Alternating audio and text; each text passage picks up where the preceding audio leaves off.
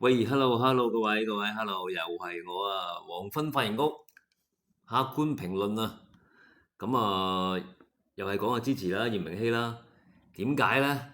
因為呢，今日睇咗兩條片啦，兩個都係呢個網紅啦，咁其中一個啊，我先即係圖片見到啦，劉定堅啦，咁另外一個呢，都好出名嘅，都唔開名啦，咁講咩呢？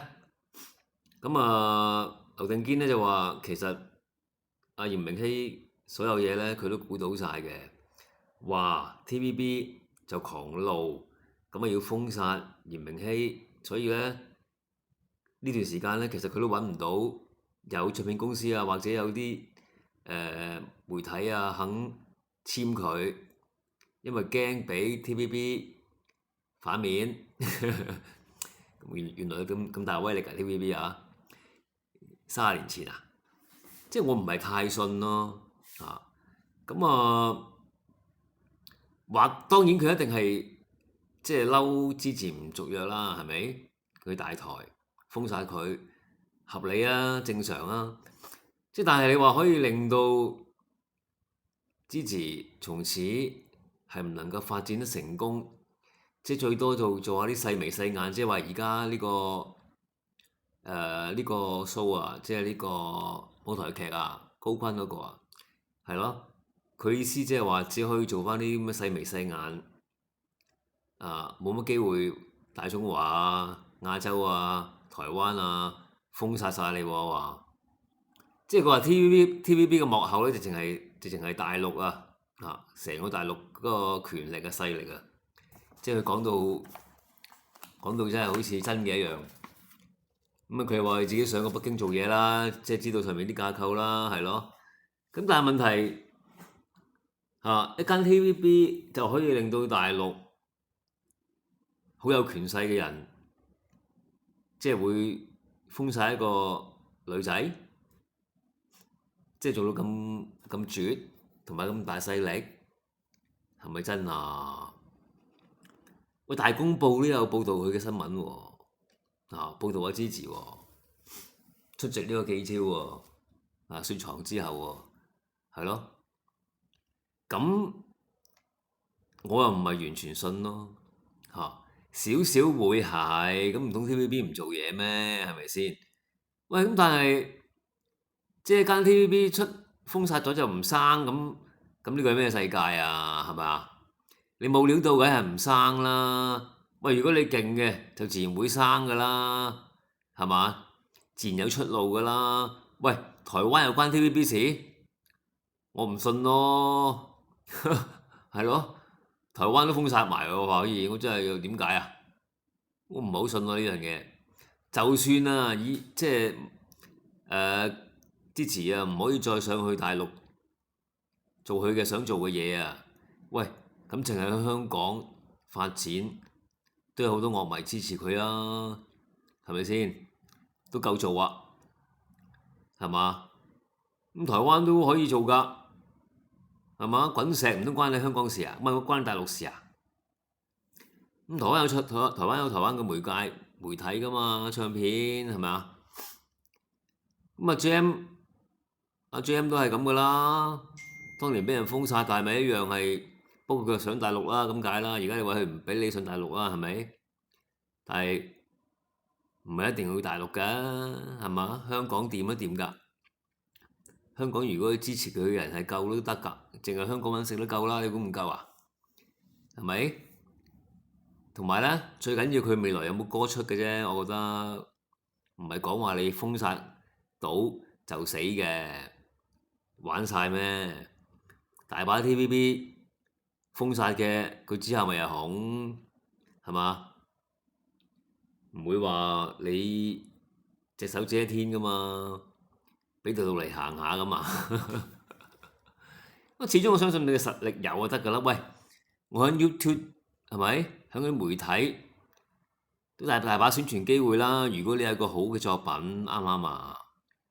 即係我又唔係好信咯，即係話可以玩死炎明熹，因為始終即係唔係話咁易，即係唔係咁易就出咗一個人才噶嘛。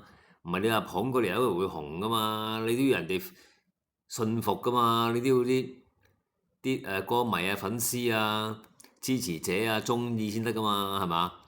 你唔係話搞個星秀出嚟有個支持噶嘛？咁易咩？10年都冇啦，20年都冇啦，係咪啊？所以我覺得雖然 TVB 一定會封殺佢，或者令到佢大陸嘅仕途冇咁好，但係我覺得始終有條路出嘅，因為佢始終係有實力同埋超班，整體嘅嘅能力超班，外形係咯，加加埋埋，唔係咁易話取替嘅。我認為樂觀嘅依然嚇，雖然佢而家話得4個人嘅公司，唔緊要㗎。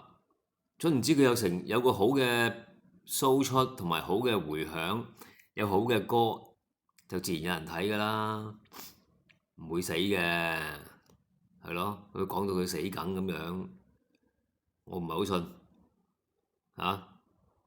大家支持品，繼續支持嚴明熙啊！而家咁多頻道，咁多唔同嘅途徑，係咪先？大佬你封殺我就死㗎啦咩？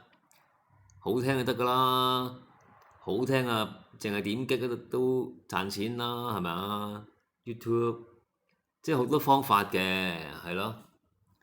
同埋即係另外一個咧，另外一個網紅咧就話，即係支持都得嘅，佢都係欣賞支持嘅。但係有時佢又話支持要趁而家就要好把握機會，都啱。但係咧，佢就話而家咧就係買緊支持嘅將來，睇緊佢嘅潛質，係都係。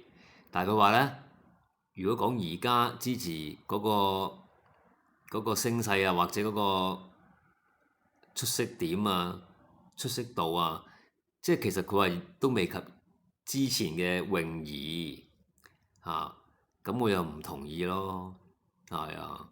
咁泳兒出嚟嘅時候叫靚聲王，出咗幾首靚歌，OK 啫嘛。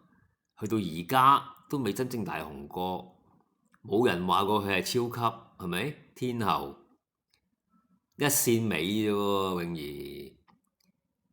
咁啊，嚴明熙老實講啊，我第一次聽佢唱就係唱花無雪啦，就係泳兒嘅歌啊，係咯，嗰時已經好過泳兒啦。即係雖然我可能講得誇張啲，但係呢個係事實嚟㗎嚇。咁啊，佢唔係泳兒嗰級數咯，佢行出嚟唱出嚟，同埋嗰個表演能力，你見到佢係未來，佢嘅未來已經超越咗泳兒㗎啦，一定係咯。唔係買唔買佢嘅未來咁解，你係見到啦，根本已經係咪？你泳兒只不過係即係一線尾，係咪先？即係呢樣我唔認同，根本即係好似你見到個巨星，譬如梅艷芳一出嚟，係人都知佢紅啦，係人知佢天后啦，大佬啊，超班啦，就係咁解啫嘛，係嘛？唔通話啊梅艷芳而家出咗一年表現咧，雖然係幾好，但係咧都仲係一線尾嘅歌手嗰個能力嘅啫，嗰個成績嘅啫咁啊，唔可以咁睇噶嘛！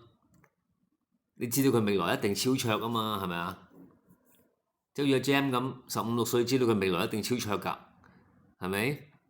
唔通你同我 Gem 又話佢嗰陣時，都係得幾首歌冠軍啫，都未夠一個二線一線尾歌手有5首，你得3首，唔係咁計㗎嘛？佢而家3首啫，之後無數首啊嘛，嗰啲一線尾嘅可能停咗喺度㗎啦嘛，係咪？即係同阿嚴明熙一樣咯。而家你唔可以用佢嘅而家去比，已經完咗啦，差唔多成個歌唱生涯嘅歌手比佢有幾多首金曲啊，或者攞幾多次獎，唔可以咁比噶嘛，係咪？要睇佢嘅 total 以後係咪成績，即係個成績你一睇就知嚴明熙係唔係泳兒咁簡單啦，係嘛？一定唔止嗰個級數啦，而家都唔止啦，唔好話係咪啊？即係我係咁講啫嚇，大家客觀睇啊，我覺得係咯嚇，即係我客觀完先主觀嘅係啦。咁泳兒係咯，點同嚴明熙比啊？我覺得係唔夠比咯，係即係我話㗎啦，係啊，即係我覺得係啦，係啦，就算容祖兒都即係。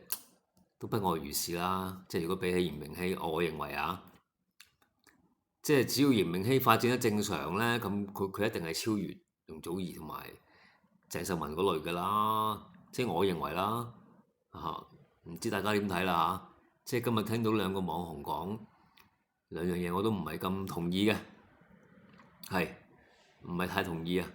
所以就專登開條片講下，同埋撐下嚴明熙。我唔信呢啲咁嘅 package 嚇，成個組合即係咁出色嘅人係俾人封殺到或者紅尾，唔信，繼續努力。